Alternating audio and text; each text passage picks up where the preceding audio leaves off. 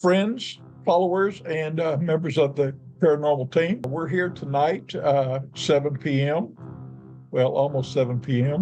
My daughter, Donna, to have her talk to us a little bit about what it takes to be a psychic and what all it entails. So, Donna, I'm going to turn it over to you and disappear so you can tell us what it is like to be a psychic and what it means.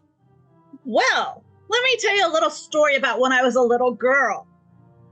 And my dad and my mom would tell me to go out and find real people to play with. That was always very stressful. So I grew up not knowing any difference. I grew up seeing and hearing and feeling all the stuff and all the things. And it could be quite stressful because at times what you're hearing and you're seeing and your family is telling you, oh, no, that's not real.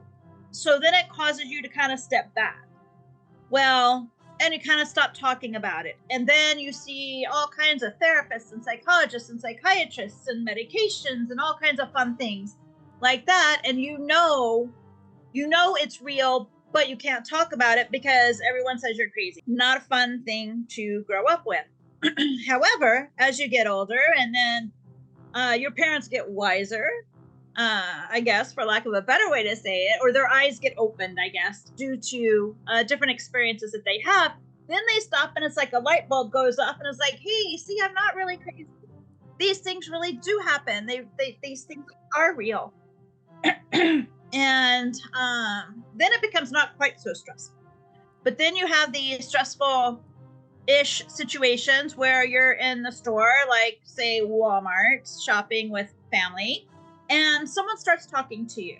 Well, I really haven't ever really met a stranger. If someone talks to me, I'm going to respond to them.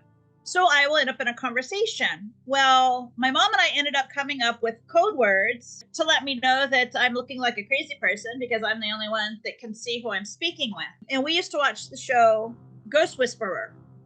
So our code word became Melinda. My mom would walk up and say, hey, Melinda. And I'm like, oh, man, not again. Dang it. I hate it when this happens.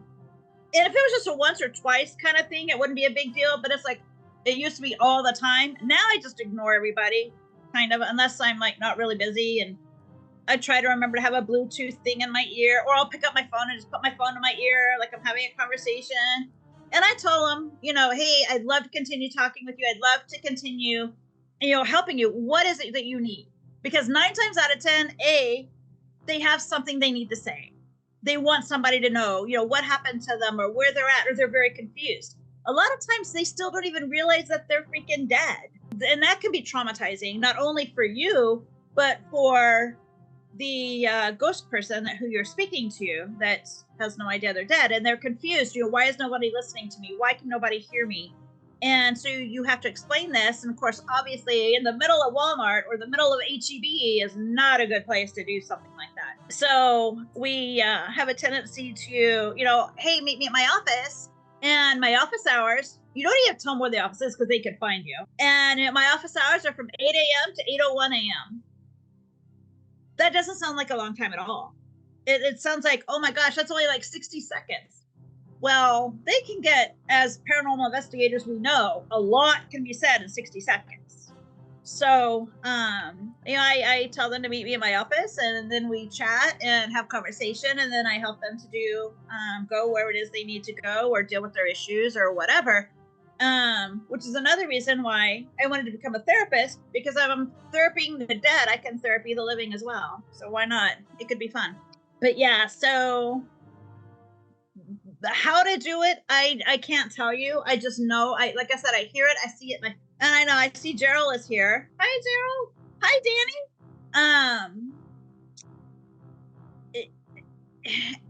Let me ask you this, Donna. I'm sorry, go ahead.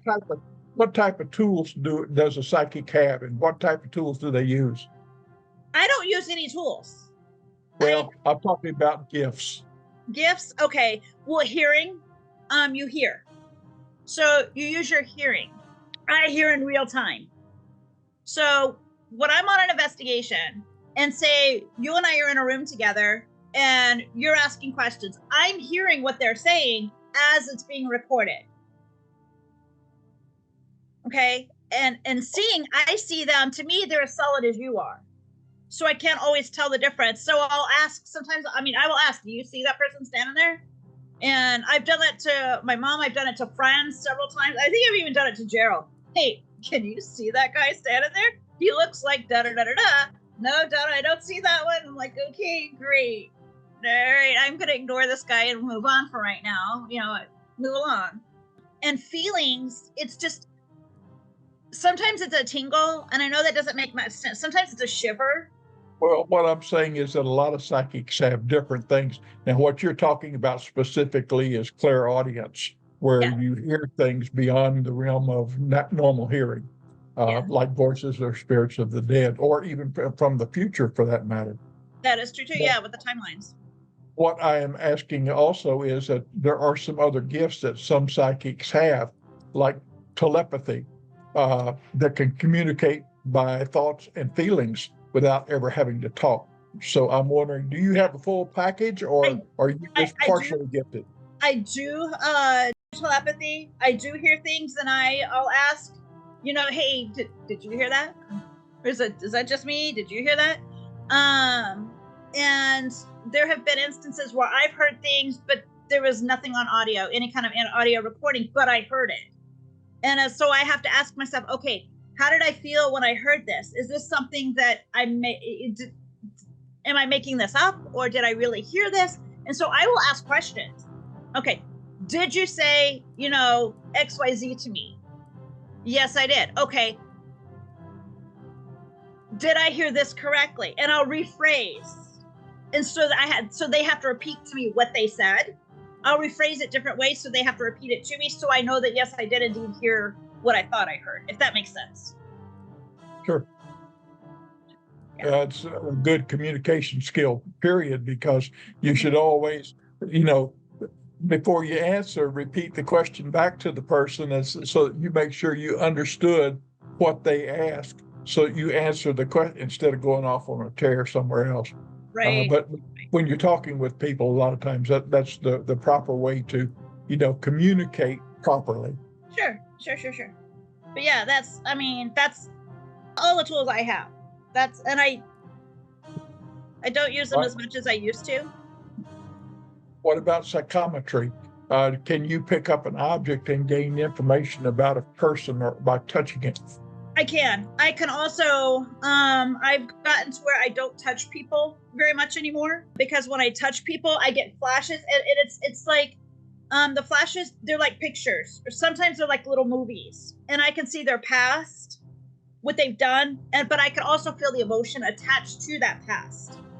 And I can also see different pathways their future can take, depending upon what kind of choices they make. So you have precognition also. Yeah. I have actually scared a few people with that one. Okay. I scared a few people. There was one instance, I had a tarot client that I read cards for, and she says, you know, what do you see for my future? And she reached out and she touched my arm, and I had specifically asked her, do not touch me. Please do not touch me. She reached out and she touched my arm, and I told her why I didn't want her touching me. But she touched me anyway. And I said, well, you've got a choice coming up, and there's going to be, you know, this situation happening. And if you choose to go this way, this is going to happen. Or if you do this, this is going to happen. And she goes, no, you're wrong. And I said, okay, that's fine. You know, that's what you believe. That's fine. Yeah, it's not going to, my feelings are not hurt. Well, she ended up reaching out to me. I guess it was like a year and a half later. And she reached out to me and she goes, hey, I just want you to know you really freaked me out by that, because I did the one thing and it happened exactly the way you said it would have, and I should have taken the other choice like you told me to. But I figured you were wrong and I was going to do my own thing anyway. And I was like, choices, man, choices. Okay. Now you have gone in and cleansed a lot of houses for us too. You want to talk about that some? Sure. When I go in and do that, 9 times out of 10, I don't like telling the people that I'm coming. I don't like, I like them to, I guess, let me rephrase. I like them knowing I'm coming because obviously they want me to come and clean out their house. But I don't like it being talked about when they're in the house, because the entity, whatever it is that's in that house, knows I'm coming.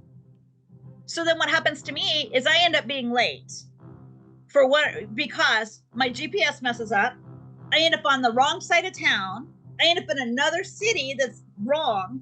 This has happened, oh my gosh, I can't even tell you, numerous times it's happened to me. My GPS gets all messed up because they don't want me to come. The entities don't want me showing up. So when I do finally get there, all kinds of things have happened. I've been scratched, I've been bit, I've been thrown, I've been hit. I come home with all kinds of bruises and marks on me. But I walk in and I just tell it to leave, basically. I also call on Archangel Michael because he is a great protector. I work with him all the time. And a lot of times I have him help me get rid of whatever. If it's being really stubborn, I will have him help me get rid of whatever it is. It can be dangerous. I have gotten hurt a few times. Yes, and you do charge a fee for it to cover your entry. Yes, I do, because the emergency room is not cheap and I don't have insurance. So yeah. But you're going to have insurance soon. I know, right?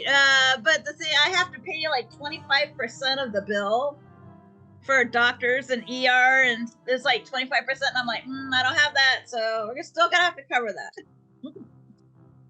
Okay. Now, I had hoped I looked all afternoon for pictures of that house where Siobhan took the pictures while you were in there cleansing it, and we had all things coming out of the house through the windows and stuff that she took from outside. I was looking for those pictures. They're on TikTok or YouTube. Not YouTube, TikTok or I think it's TikTok they're on. And I couldn't find them on my computer. So I was going to share them tonight with the crowd, but I'm unable to do that. But at some future time, I will share that with other people. But it was very interesting that things were departing the house while you're in there clearing it. I mean, they're going out windows, they're going out cracks in the roof, they're leaving everywhere. So it was very interesting. Siobhan caught that picture. When I walk in, things start leaving. It's just how that works. Well, Siobhan had to take a smoke break, and I went out with her while you were cleansing it. It was the sage was bothering my sinuses a little bit. So I wanted to, go out and be out in the fresh air a little bit. And it was interesting. Siobhan says, I got to take pictures. And she turned around. She threw down her cigarette, turned around and started taking pictures of all these things leaving the house. And actually, she was very kind of an empath toward that sort of stuff too. She knew when to take a picture in a certain direction. She just sensed it and followed her instinct, and she was always catching stuff like that. Now, I'd like to find somebody that's like her in that way, that they have that ability to take such great pictures. She was an asset to our team in that respect, even though she had other issues. Right. Yeah. Well, I know. I was actually I had met up with Gerald and Rachel a couple of times this past Renaissance Festival season, and we were actually talking about that. And Gerald made the comment. He goes, "Yeah, Donna points. I'm taking pictures. I don't care whatever direction Donna's pointing in. I'm taking a picture because 9 times out of 10 you will get something." Oh. So it's important that you follow what you're sensing. And of course, if somebody's interested in becoming a little bit psychic or something, they need to learn that feeling. They need to take that picture, and they need to develop that sense so that they know that that's a real message coming to them, and then learn to trust it. Absolutely. And it can be hard to trust it because you do sometimes think, wait, is this real, or is this, am I imagining things? I used to question all the time, but I learned, stop questioning, start acting, because when you question, you miss things, or something bad could happen to you because you're too busy going, well, I shouldn't do that. Next thing you know, boom, there's a train wreck going through your life, and you're like, oh man, I should have listened. Dang it. What tips do you have for somebody that's finding out that they have psychic ability? How can they get help? Or how could people, what do they need to do to develop their skills? They need to reach out to someone who has the abilities to help them coach, I guess, kind of like coach through, I guess, lack of a better way to phrase it. Because doing it on your own is very hard, and you might miss things. It's dangerous. It is very dangerous. It is very dangerous. Yeah, I would not recommend doing it on your own. Take it from me, I learned the hard way. I had a friend of mine, she passed away 2014, I believe. She guided me a lot.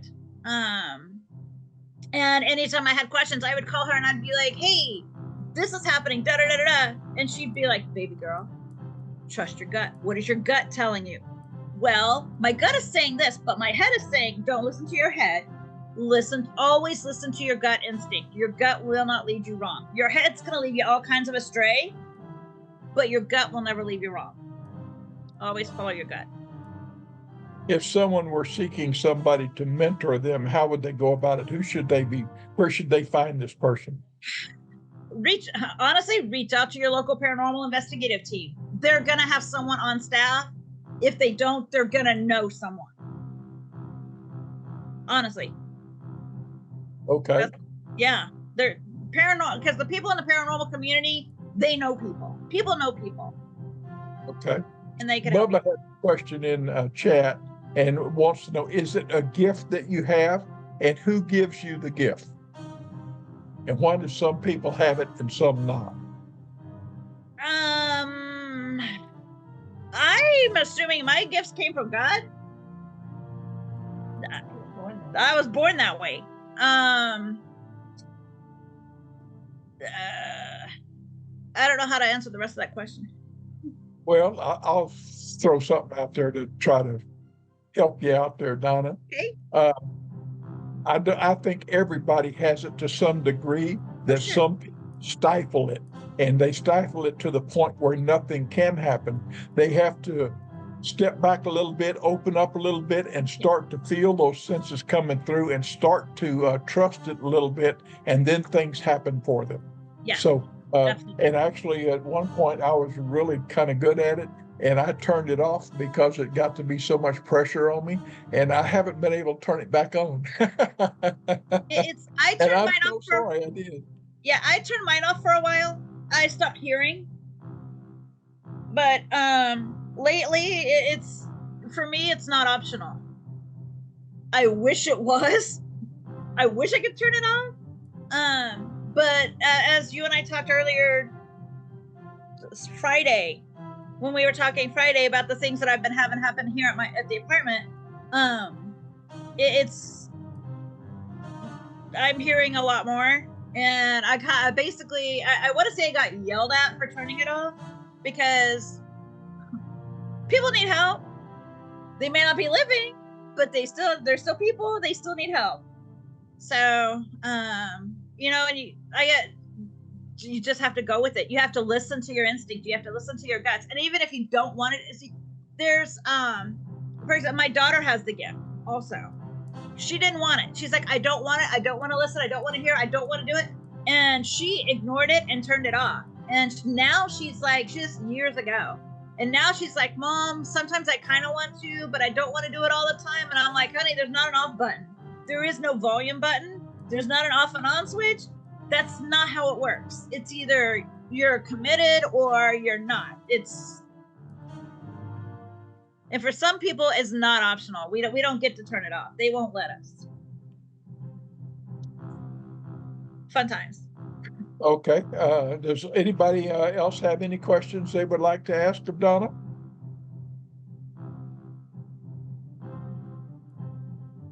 It's the same. I can't see the chat. Well, I can. I've got it called up, and if you hit the little chat button down there, it'll bring chat up.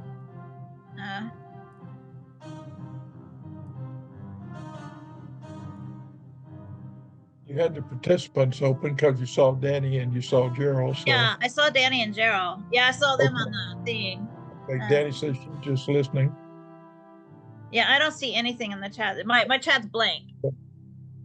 Okay, let me ask you this. When you're helping some of these spirits that are talking to you, what type of help do most of them ask you?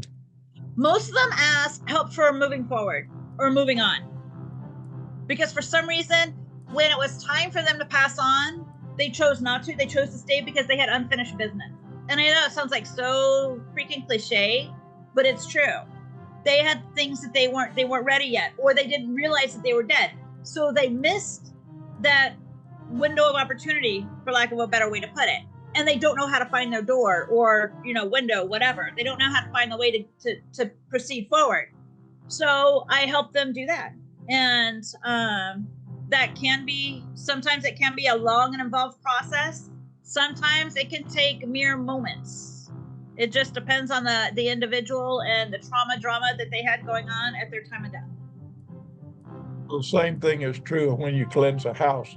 Sometimes there's a lot of stuff there and it takes more than one trip. Oh, absolutely. And I had one house, it actually took me 4 days to clean. And I was there 24/7 for 4 days cleaning this one house. It was ridiculous. Other houses, I walk in and I'm out in 10 minutes. It just depends on what's going on and how strong the entity is and what all is going on with the occupants of the home. How often do you come across an entity that doesn't want to cross over? Honestly, not very often. I think I've had it happen, I want to say 3 or 4 times that we've had to do I guess a forced crossing, for lack of a better way to put it. When I've had to do that, I'm calling on everybody to help me. Do you want to talk about the time in Galveston where you were attacked there? We can. Okay. I don't like to.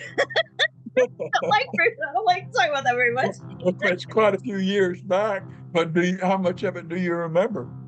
I remember being choked. I remember being lifted in the air. I remember yelling for help. But that's really all about how I remember. Well, I know that most of us were, Joe and Gerald and I and a bunch of people were around you when it happened, and we were taken by surprise. And really, I was a little further away than a lot of them, and that's the first time I questioned what am I supposed to do? I can't see it. Yeah, I was like, oh my gosh, I'm sorry.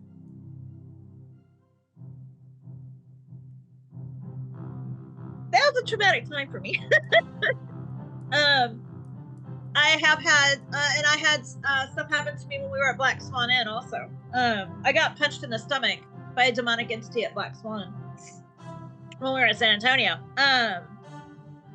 My son Andrew was with us when that happened. But I that time in Galveston, that was the first time that I've actually been scared. Because normally it doesn't bother me. I'm not scared. I know I am so protected. They can hurt me, yes. Can they kill me? Absolutely not. That time in Galveston, I was truly scared. I was very scared. Yeah. We need to learn paranormal saving procedures or safety procedures. Saving the psychic. Yeah, save the psychic. We need some classes on saving the psychic. That'd be great. Yeah. Okay, well, while we're talking about it, how about protection? What steps should we take for protection before we enter some of these places? Okay, steps for protection before stepping into some of these places. We can smudge ourselves. A lot of times smudge sticks are not always smart to have around because people are like, oh, what is that? Whatever, because they think they're funny. I have a spray bottle that has water. It's actually blessed, holy water. I do my own holy water. I actually had a conversation with the Catholic Church, with the Diocese of Houston, Galveston. The head of the diocese that I had spoke to, I cannot remember his name at this moment in time, but he's now a cardinal in Rome. And he blessed me, and he gave me their power to create holy water. So I can bless my own holy water. He blessed me so I could bless the water, if that makes sense. Because they told me I'm not allowed to have gallon jugs of holy water. Apparently you're not supposed to do that. So we came to an agreement, and they blessed me, so now I can do the holy water thing. But so holy water and sage oil. Put it in a spray bottle, spray yourself down. Spray everybody. Everybody gets saged. It's easy, it's fast. Okay. We can like ring bells around us, because what that does is that shakes up the energy, and it neutralizes anything negative. We can also like have water with salt, or salt and water. Put some salt on your hands. Do it like you're washing your hands. Rinse it. That helps. We can carry stones of obsidian. Obsidian repels negative energies, keeps it away from you. So does my brain. I wrote it down. I have notes. Black tourmaline, selenite, rose quartz, jade, amethyst, and obsidian. We could also carry peacock feathers. Peacock feathers. They absorb negative energies, and it stops evil from entering the house or attaching to a person. Oh, really? Yeah. How cool is that? Okay. Yeah. Wait. We all need to get some peacock feathers. Okay. You haven't mentioned grounding. I have not mentioned grounding yet, but grounding is very important. That is the first thing. To me, grounding is common sense. I don't even think about it because I do it naturally. Stand, just take a minute, take a deep breath. You can take your shoes off, stand in the grass, stand on the dirt, touch a tree, touch a bush, touch something. And that grounds and centers. And you can go in with a clear mind. What else can we do? We can carry sachets that has, pieces of like lucky bamboo or peace lily, spider plant, aloe, or jasmine, because those are also plants that repel negative energy and bring in the positive. When we are at a location, we can take a bucket of water that has water, or we can bring the individual items and put it together there, but a bucket with water, lemon juice, salt, and vinegar, and wipe down doors and windows. That breaks up the negative energy and repels. Lemon juice repels. Do you have a recipe for that? How much of each ingredient? I do. Can you share? I do. Take a bucket. Hey, you got a bucket. Depends on your size of your bucket, but you got a bucket of water. I would do a cup of lemon juice, a cup of vinegar, and a cup of salt. Stir it all up, and then wipe everything down. You can even mop your floors with it. That helps keep evil or negative energy out of your house. Yeah. Yeah. Okay. And it repels anything that's trying to come in. So do the peacock feathers. The peacock feathers repel anything that tries to come in. You can also take lemons. When we do it once a month, we'll buy like 10 lemons. You need a half a lemon per drain in your house. Every sink, bathtub, toilet. Say sinks, bathtub, toilet. I think those are your things. Your washing machine. Put lemon in it, and nothing can come in. I don't know what it is, but negative energies, demonic entities, all the nasties, they do not like citrus. You could even use orange, but lemon, for some reason, the orange is kind of, that smells good. Lemon, they do not like lemon. Don't know why. Don't like lemon.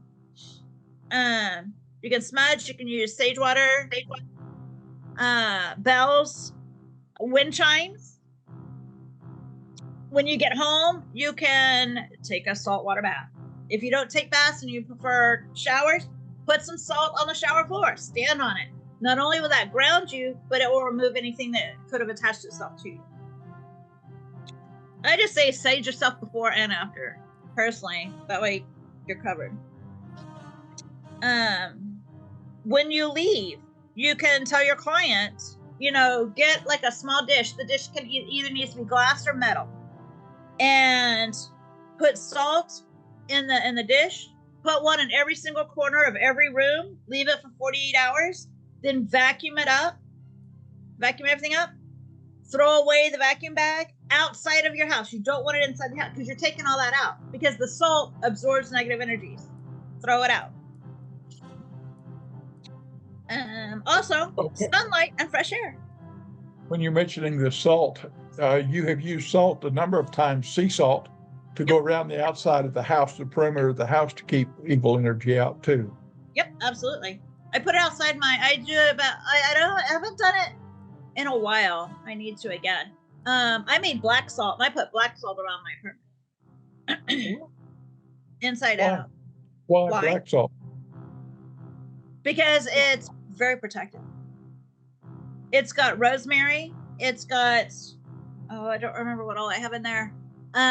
Black pepper, rosemary, and sea salt, and I have something else I can't think of off the top of my head. But mix it all together, because rosemary is also protective. Pepper is also a deterrent. Nobody likes pepper. I mean, think about it. We sneeze. I love pepper. Dad, no.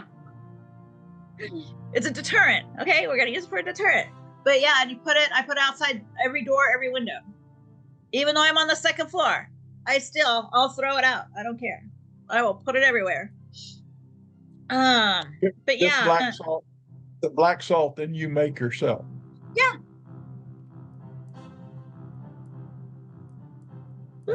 Okay. How do you see it? Here, I'll turn this off. Hold on. It's invisible.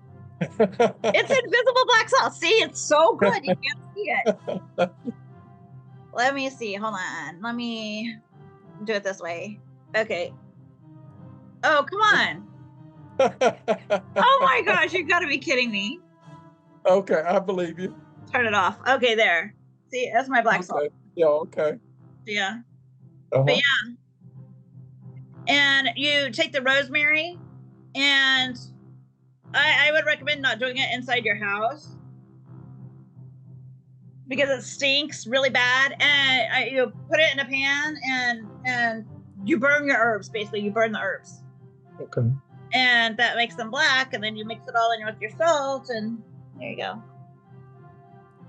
So yeah. Okay. Yeah, lots of fun. But you could also water, like, the little table fountains. You could put some of those in your house. That also repels negative energy, believe it or not. It causes movement.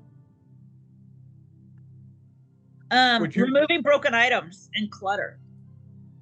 Negativity. You want to come to my house and remove mine? No. I got enough of my own I got to deal with.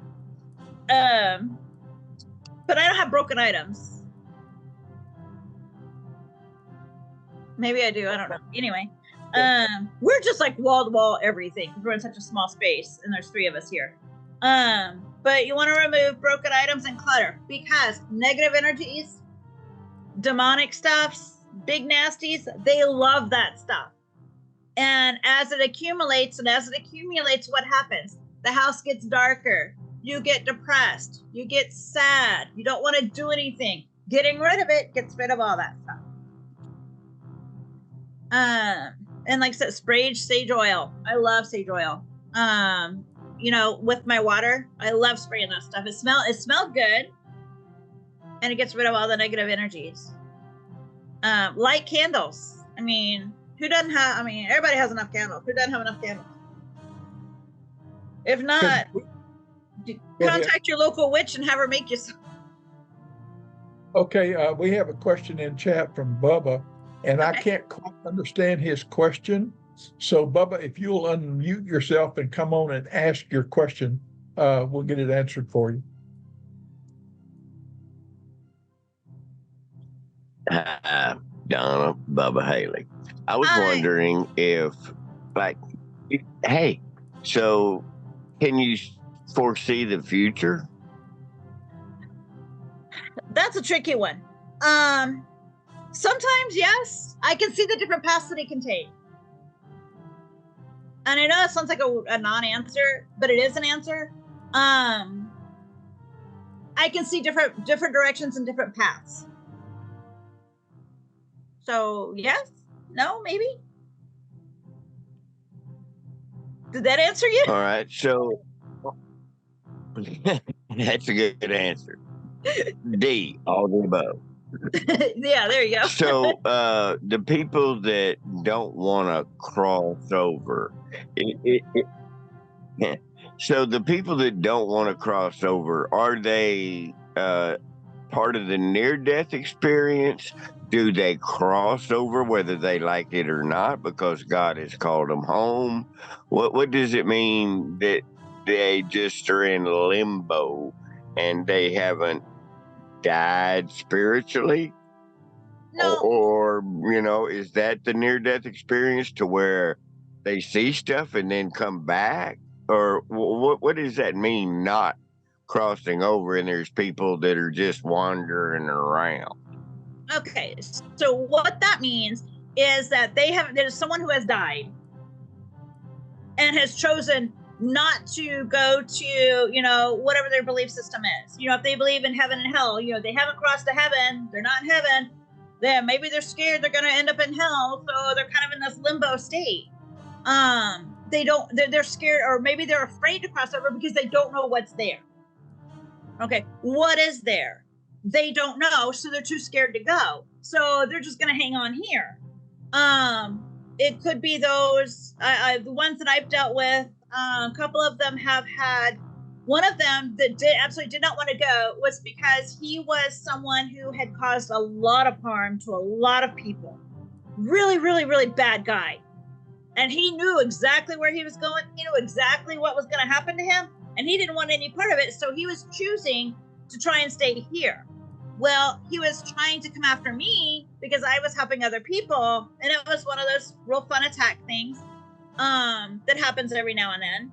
And I called Archangel Michael. I called in all of the angelic warriors. I will call on legions if I have to. And they helped him go where he was supposed to go and where he was supposed to be, because he was not, his time here had way passed. He was way supposed to be gone. And some entities or persons, when they die and they're crossing over or choosing not to cross over, when they've been in this plane far too long, and by far too long meaning decades, centuries, that kind of thing, they become malevolent and they become angry. And the angrier they are, I want to say the worse their behavior is. And they can actually cause physical harm to humans, and we don't want that. So that would be a forced, I don't want to say forced removal, but a forced moving forward. So I hope that answered your question. So that's a spirit decision, because if you get shot in the head and car wreck, whatever, and you get in a fire, well, it don't matter. You're dead. Your body is dead. Your body Now, is dead. you're saying that you have control over your spirit at that point, or doesn't your spirit, your soul, belong to God or whatever you believe in? It's your soul belongs to whoever you want to believe it belongs to, but your soul is actually your own. You still have free will. You can choose to move onward, or when you're dead. Yes, that is. I firmly believe that. I've seen it happen more times than I can count. Well, what do you think about the near-death experience people and what they see and things like that? And then, they feel no pain, and this love that it doesn't have words, and they see Jesus maybe, or they see their grandma, grandpa, whatever. And then they're forced back, and they're forced back into the pain of their body, of the car wreck or whatever it is.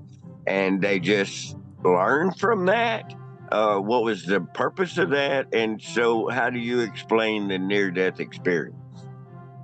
Okay, I myself have had near-death experience a couple of times, but my explanation for that is it's not time. And that's, anytime it's happened to me, that's what I have heard. It's not your time. I know this is a lot of painful right now. And this is what I've heard. I know that your life is painful right now. I know the situation you're in right now is very painful. However, it is not your time. You still have a lot of work to do, and here you go. And the next thing you know, you're back in your body. Not a pleasant experience. I would not recommend it. 100% do not recommend. but it's do not recommend. 0 out of 10, do not recommend. But yeah, it's because it's not their time to go yet, and because it's not your time, what are you supposed to do? It's they slam you back in.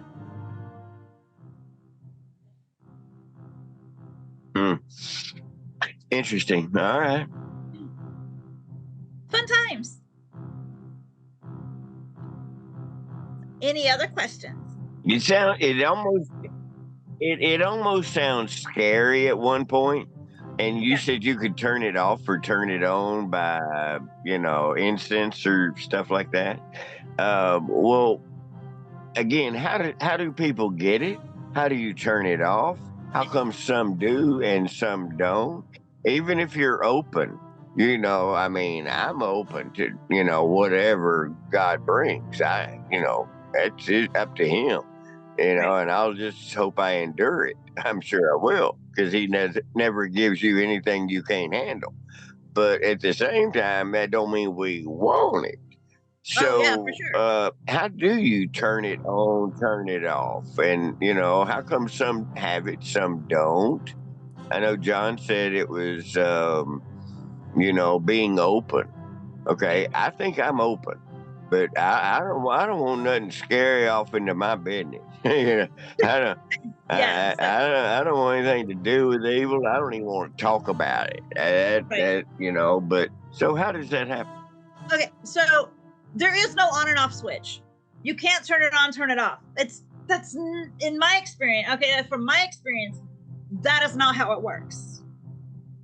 I wish I could turn it on and turn it off. I can choose to ignore it, and if I choose to ignore it, one of two things happen. Either A, they keep bugging me even more and become even more insistent and more insistent and more until finally it's like, okay, fine, I give up. What do you have to say to me? What do you need? What is it you need from me at this moment in time so I can help you so you will leave me alone? Or I ignore it completely and sometimes they go away.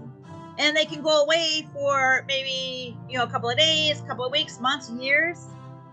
Sometimes I prayed it would be gone for years, and I actually was gone for a little bit. Not years, unfortunately, no. It was gone for a couple of months and then came back with a vengeance. So there is no on-off button. There are like my daughter, for example, and my dad, I don't want this anymore. I don't want it. Saying you don't want it, that is, you're telling God or whomever, I don't want this anymore. Take it away from me. And my thought on that process is God's kind of like, okay, you don't want this anymore. You never asked for it. We gave it to you. But okay, you know what? You don't want it. You're going to be that way. I'll take it away from you. And then, a couple years, okay, now I want it. I want it now. Yeah, that's not how it works. They maybe might be benevolent enough and say, hey, you know what? You think you can handle it? Here, I'll give it to you again. See how you handle this. You don't get to pick and choose. I know in my daughter's case, she's like, I don't want anything scary. I don't want anything evil. I don't want this. Okay, now you're telling God or the gods or whomever your belief system is, you're telling them, okay, this is what you can give me, and I'm not accepting this. That's not how it works. In my opinion. I've tried it. It didn't work for me. They told me, too bad, you get it anyway. Sucks to be you sometimes. But it is what it is. But it's also a great blessing to be me because I get to experience so many amazing, wonderful things. Like when I do cross someone over and I get to literally watch them walk through that door, and the feeling of peace and love that I feel that they are receiving, I cry every single time. I think my dad's seen me do it once or twice, and all I could do was cry. Donna, are you okay? I can't talk because I am the emotions are so overwhelming. It's like every emotion you can feel multiplied by 1,000 times you can't speak. You can't really respond. All you can do, you got tears running down your face. You got ugly face happening. Your makeup is running. Your nose is running. You're ugly person. You're ugly crying. And that's all you can do. But at the same time, you feel so happy and relieved that that person actually was able to cross over. Now, when it's someone who is evil and nasty and just really bad and they cross over, you're like jumping for joy. It's like, oh, thank God that one's gone. Oh, nobody has to worry about that one haunting anybody anymore or doing anything crazy or whatever. They're done. Yay. Thanks. Next. Sometimes, like I said, sometimes it's fast, sometimes it's not. It's just, what happens. So, what when they talk about psychics, tarot cards, and all that? Back in my day, there used to be like a tent at a carnival. She looked like a witch, and there's a crystal ball and candles, and they called them fortune tellers. Sure. So, what's the difference in a fortune teller, a psychic, a tarot card? Aren't they related or no? Absolutely. I have tarot cards. My collection since Hurricane Harvey came through and took all of my decks and I had to start restocking. I think I have like maybe 10 or 12 decks now. I had 41 at one point in time. So, pick and choose. But I read cards quite often. I read them for myself all the time. I read for other people periodically. Do I have a crystal ball? I do. I have 3 or 4 of them. Do I use them? Yes, I do. Do I know how to use them? Yes, I do. Did I train and learn? Oh, yes, I did. And I got headaches from it too. It's not easy. It is so not easy. People think, oh, it's so easy doing that. It's not. And then they do the jokes with the sign, closed today, psychic didn't know, or whatever. Why didn't the psychic know they were going to be closed today? Okay, we can't see our own future. There's a line. There's a line in the sand. We are not allowed to see our own futures. We are not allowed to see anything related to us. Like, could I see things from my dad? I could see things from my dad, but I can only see so much. They don't allow me to see a lot. They only let me see so much because I could say something that could cause him to change his path. And maybe he was supposed to go on this path to do something really super freaking amazing. And I said something and he went to the left instead of the right. Does that make sense? Yes, it does. Kind of to me. All right. So how come you're not real? How come you're not real popular like in Vegas or the football games? Or, I know this is on the stupid question side, but, can you predict scores or who's going to win and who's got what card? I won't do that. I refuse to. So here's my thing. My personal code of ethics. I will not look into someone else's life without their permission. Period. That's the end. I will not do it. Bubba, back to your previous question. Can you hear me?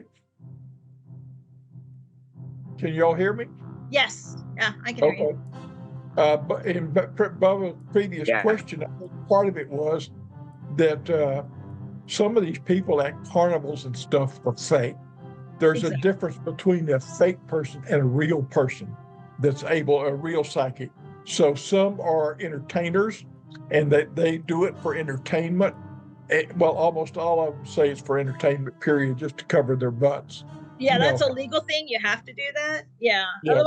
Otherwise, okay. So say I did a reading for my dad and told him, okay, if you do this and this and this, you're going to win $100 million, next Thursday. Okay. And he does this, and chooses not to do the other, and he doesn't win $100 million next Thursday. He only wins $100, or he wins no dollars. Then he comes back to me and he says, hey, I'm suing you because you said I was going to win $100 million on Thursday. Now you owe me $100 million. Okay, now I'm stuck in court with attorney's fees because I told him this and this and this. So no, by law, we are required to say for entertainment purposes only. Now, between like Miss Cleo and the real thing, not that Miss Cleo wasn't real. I don't know. I never met her. I don't know. But for example's sake, that and a real psychic person, we kind of look at them and we laugh, ha ha ha, it's fun. It's good fun. I don't do any of that. I don't. You're 9 times out of 10, you're real psychics, you're real people. We're not looking for that glory or that whatever. We want to help people. Bottom line. Are we in it for the money? Absolutely not. Would it make it nice? Oh my gosh, absolutely yes.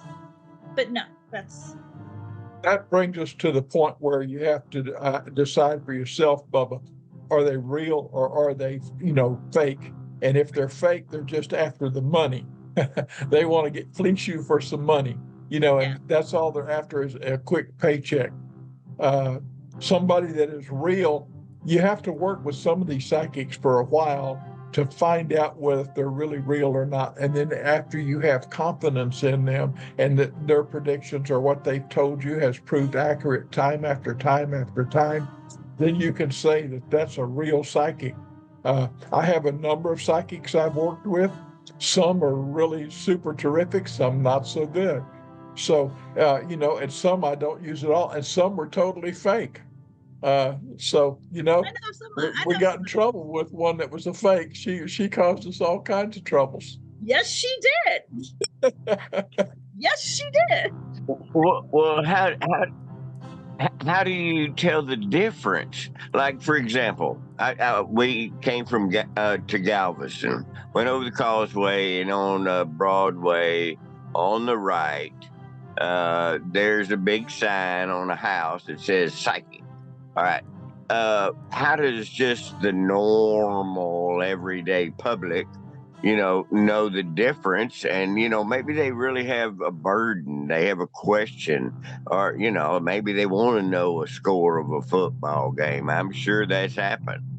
Sure. I would, because if you could tell me what lottery ticket numbers, well, I'd probably be an idiot and go down there and buy one. You tell me a football game, I probably go bet on it. If I had the lottery numbers, I'd buy myself. Yeah, you would be a millionaire. I'd be a millionaire. You'd be on your own island. You'd be on your own island called Dona Island. I would be the queen of Dona Island. So, how do you tell the yeah, I bet.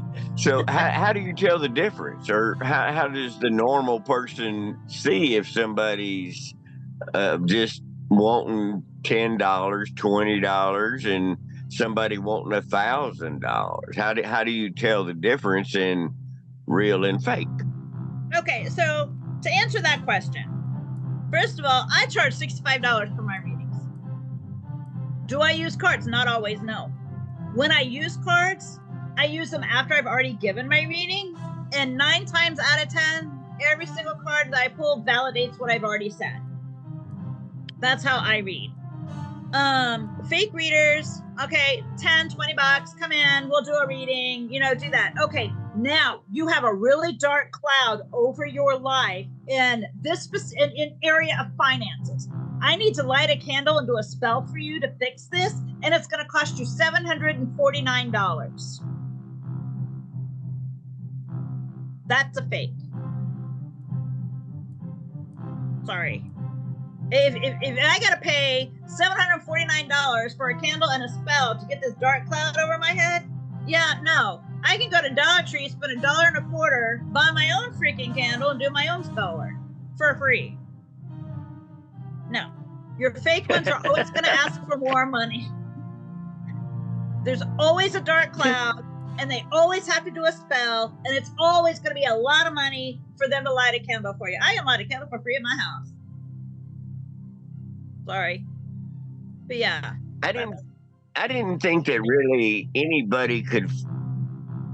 This is just my upbringing in the 50s and 60s, but I didn't think anybody could tell your future but God himself, Jesus. I didn't know that other people could say, oh, you better not go down I-35 today. If you do this trip, it's going to be ugly. Well, how do they know that? And I thought that God only knew the future. I don't understand. Bubba, how many prophets are in the Bible?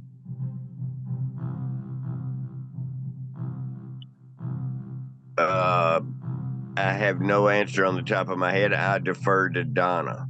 I can't tell you. I don't read the Bible. Sorry. Well, quite frankly, Bubba, these prophets predicted the future. They were predicted the future for the kings and stuff, and they were, if they had a high success rate, then they were prophets for the king. They got promoted and stuff. If they didn't, they went to the dungeon. So, that's how they worked through some of these prophets. But there have been prophets throughout history, people that foresaw the future and could do these readings. So, I mean, God is not the only one. Certainly they do it with the help of God. This feeling comes from somewhere. This power comes from somewhere. This gift comes from somewhere. To me, it's spiritual in nature. Agreed. 100%. Okay, I agree with that. And it wasn't kings that went to see Jesus at the Nativity. It was magi, or whoever the king said, y'all go and find out what the deal is. And, they brought gifts. And so, I think that they did have divine intervention, to do this. And yes, prophets are all throughout the Bible. And every chapter there's prophecy in there, I think. But, I just don't understand. I don't get it. I don't know. I don't have a question. I just don't see how a person can actually do that. And I think I'm close to the Lord, but he's never said, let me be prophetic or even be a healer. And I think we're all capable of that. But God gives us gifts. Everybody has a gift or more than one. But, I don't have that. And I do believe that some people do. But I just don't, I can't put my hand around it. I guess you have to have been there, done that, or be one, or see it. But I just can't wrap my head around that. Does that make sense? That I don't get it. Let me answer you with a song, Bubba.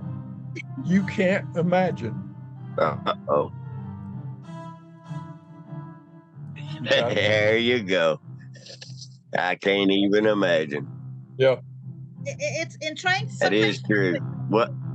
Sometimes trying to explain it is very difficult because it's all I've ever known. I don't know any different. Okay. I always thought everyone could do the same things I could do. I thought it was normal. Unfortunately, it's not. I guess, unfortunately, I don't know. Fortunately, I don't know. Not, yeah. But for me, that is my life. I was born this way. I can't change it. I would not, and I say this with every fiber of my being. All the love I have in my heart, every fiber of my being. I would not wish the gifts that I have on the person who I hate most on this entire planet. I would not wish it on them.